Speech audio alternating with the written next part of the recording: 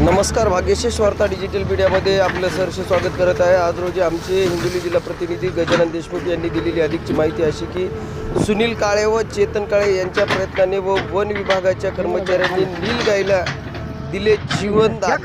गुरुवार सायंकाळी 7 वाजता वाढवण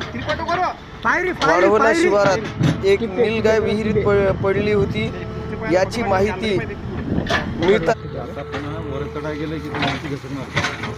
वर पाय गेला की पायऱ्या करायला निघते आता लगेच ते पकड वर घ्या आता मशीन बसेल मागे मशीन मागे खोरला मागून पाठी मागून नाही खोरं नको निघते ते आता त्याचे हात पाय ते बकेट बाजूला करलं